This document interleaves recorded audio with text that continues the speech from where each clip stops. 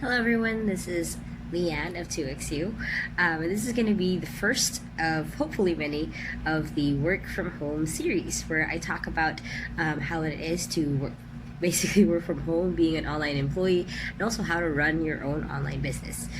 This first one is going to be about being a freelancer or being a full-time employee. Now, a lot of people when they go in becoming an online employee, they usually are torn usually about being they're mostly thinking about being a freelancer. They mostly think about being per project, being just working for a little bit of the time while they're working their full-time job, like their big full-time job, and then they have a sideline. But what a lot of people don't know is you can actually work full-time. You can actually work full-time remotely, with your boss far away from you. So I want to talk about that, the difference between the pros and cons between being just a freelancer or being a full-time employee. Now, my whole journey started out when I was 15, when I started being a freelance writer, where I would be hired for one-off jobs by different people for their blogs, for the magazines. And that's kind of how I started, of someone hiring me off for oh, how much is it per article, and then oh, okay, submit this by Tuesday, that's it. And then I would have to keep looking, I have to keep promoting myself as a freelance writer, so I can keep getting more jobs. At that time I was going to college, so I could only do it part-time, or I could only do it per project. I couldn't do it moving forward.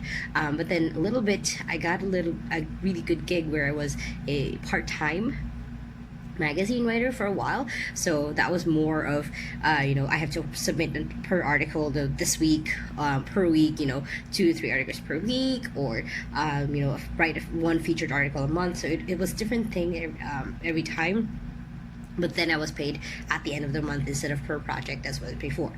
And then I got into Live Incorporated about 5 years ago. Yeah, 5 years ago. And then I kind of started out as being a full-time online employee. There was a weird mix a little bit. Basically, when I started out, it was a fully home-based, I could work from home kind of thing. But then eventually it kind of evolved to my boss wanted to have the main people in the company, the managers, all live in the same place. So that's kind of where we all are ended up. So last 5 years it's been kind of a mix of having an office, but at this office for trainings and meeting up with people in person, but at the same time the rest of the week we're actually working from home. So that's kind of been my journey from the actual freelancer to kind of part-timer to actually full-time. So both have their merits, and it depends on the kind of sorry, I'm sick. Really depends on the kind of, like I said, life that you want, the lifestyle that you want. So if you want to go into working as an online employee, about a few hours a week, you only want to work 3 to 4 hours a week or 9 hours a week, up to you, then you might want to go through the freelancer track. You want to go start looking for clients, upgrading your skills every time. But if you want a more stable, which is the way that I've been doing in the last few years, if you want to have a stable job of doing not the same thing, but then just growing on your own with that steady job, you don't have to look for the training yourself, so just provide by the company, stuff like that, then you want to go into the full-time track. Now, it doesn't have to be one or the other even. I've done it before, that even if I was working full-time, as long as it's okay with your boss, of course, which my boss has totally been okay with it before, is even if I was working full-time, I could be a freelancer. I could take one-off jobs if I wanted to, if I had a upcoming trip or stuff like that I wanted to save up more for, that I take freelance jobs. So, and that was been a long time ago, but that is something that it's not just one or the other. It's not exclusive, so don't worry about that. But those are the things that you have to consider when you're going into becoming an online employee. Do you want to go through the freelancer track, where it's mostly you looking for clients, it's per project, there's a lot of people do it different ways, or do you want to be a full-time where it's a more stable job, you rise up. You are given training. You're in charge a little bit of becoming working full time without having to clock in and clock out in an office. It's you and your laptop, and you're being depends on the employer being having a software tracked on your computer, or you have to give daily or weekly reports.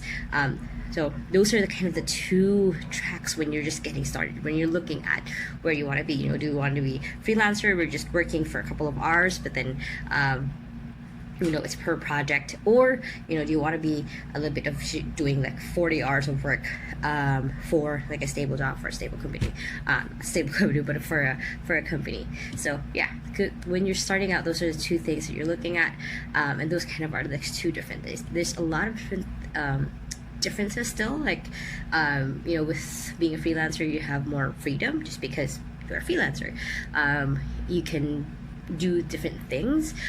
With being full-time, you have to be responsible. You have to have the self-discipline to be able to fulfill the 40 hours a week minimum, or whatever the minimum would be. But both kind of have the same thing, where you are in charge of your self-growth, of your growing of your skills. Most importantly, even if you're working for a specific company, it's still your you have to be proactive about upgrading your skills.